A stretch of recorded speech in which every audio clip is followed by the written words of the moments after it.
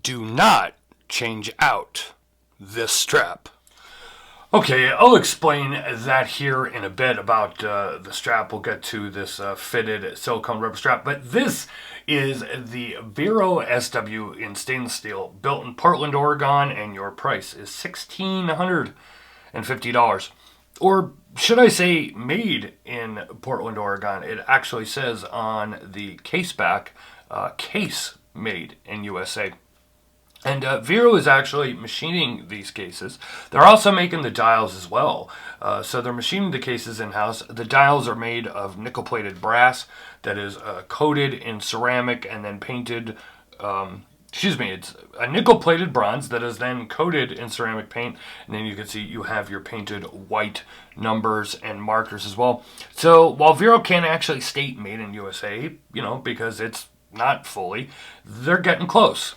The hands, the crystal, and the strap, and the movement, SW200 automatic, is all sourced somewhere else. But the machining of the dials and the cases in the U.S. is, that's a big deal. And, of course, it's something that not many are doing, especially here in the U.S. They are, of course, hand-assembled and tested in Portland as well. Now, let me go ahead and get here and talk about this fitted rubber strap. If you take a look, you could see that there is no room here whatsoever to go ahead and get that tool in there. Now, this is a silicone strap, so because it's silicone, it has some give to it. But you go ahead and you take that, take a spring bar tool, and you can get at it easily enough because there's give to that strap. Getting it back on is a whole other issue. And let me just say, I tried to put it on this, the gray strap that you could see here. There's a gray silicone as well. And let's just say that didn't go very well. And also, let's just say there was a lot of cursing involved. And the issue is just very simple. There's actually, at least I think, there is a simple fix for it. And, I think many of you know, first of all, I'm not a big fan of silicone straps to begin with at any price point, especially at $1,650. I could see maybe why they went with it. Just maybe it would fit to the case better than, say, a stiffer even a natural rubber strap, which usually has a little bit more stiffness to it. But the biggest issue is there's no notches in the back of that silicone, as you can see here. There's no notches, so you have no idea where you're trying to put the spring bars into. You can't see, so it's a crapshoot every time. And unfortunately, it could take you quite a long time to try and get the strap back on. Now, of course, you can go with any 22 millimeter strap that you have. There is going to be a gap there. An isoframe strap might look decent because it might fill up a little bit of that gap. One of the other things I thought is, hey, maybe they could go ahead and do screw bars with drilled through lugs, but with the case being so thin, that might not work out very well. It might just ruin the whole aesthetic of the case. Let me go ahead here and show you, I'll give you a close-up look at this dial. You can see the dial has a slight pebble texture to it. Now, the only thing on this that is loomed is the hands, and you can see that purplish anti-reflective coating on that sapphire crystal there. Only the hands are loomed, and none of the numbers or markers, and honestly, not even really enough to show you here on video. I was a little disappointed that at least the 12, 3, 6, and 9 wasn't loomed. And go ahead here. It is a push-pull crown. Go ahead here and you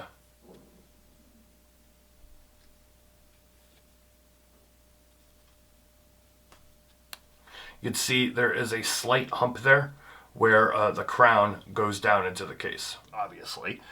And it's marketed as a sport or an all-around watch. That said, I'd still, if you're going to give me a 200 meter water rating, I'd still prefer a screw-down crown. As I said, the movement SW200 Solida automatic.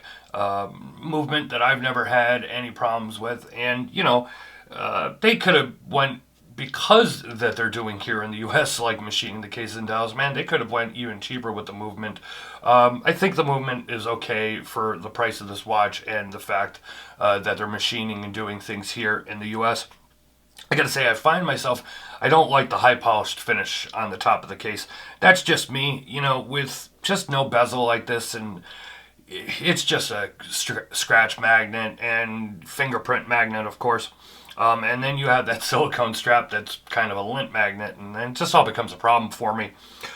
Maybe a bead blasted with a hard coat finish would have been kind of cool. Who knows? Maybe they're working on that. They do have a DLC case version that comes standard like this, and a GMT one as well. Seems to be more of an all matte finish instead of this, at least not this brushed on the sides and high polished like you see with this. You know, I think the biggest thing here, besides you know, the design of this case, which is actually kind of cool and unique, is that it's all being done here in the U.S. When I say, I mean, you know, the machining and everything. And, you know, at $16.50, this is not a cheap watch at all, but you're paying for that case manufacturing, the dial manufacturing here in the U.S. And, you know, obviously to people here in the U.S., that is going to be a big deal. And you know, I assume that Vero Watches is actually, you know, much like Weiss, working towards an end goal here of trying to produce everything in-house. And, of course, they're still at the early stages here. This is their second or third watch. And, you know, overall, it's nice, that price of $16.50. You know, between the strap and, you know, the dial not really having any lume besides the hands, and just, you know, I think maybe the thing is, you know, price is subjective and style is subjective to everybody. And for me, this watch just doesn't hit the mark. As cool, as unique as it is, and I love the fact that they are doing, you know, a lot of the work here in the U.S. I think that is just absolutely awesome, trying to bring back watchmaking to the United States. But this particular watch just doesn't hit the mark, I guess, for me. It might be just too, you know, 41 by 46 millimeters, and it just might be a little small for me. If I didn't go ahead and give you all the specs, it is 41 millimeters by 46 millimeter lug to lug, about 11.5 millimeters thick, 22 millimeter lug width, weighs about 116 grams in total, I believe. No, wait, that was a different watch. I'm not exactly sure what this one weighs offhand. I will have it in the full review. And that reminds me, the link in the description will be below. Check out the full review at watchreport.com. You can check out the link, of course, to Vero watches in the link below as well. Follow us on social media. I hope you enjoyed this video. If you did, go ahead and give us a thumbs up. Hit subscribe if you're already not, and hit that notification bell twice. That way you never miss any of our content. I hope you enjoyed this video. Talk to you on the next one.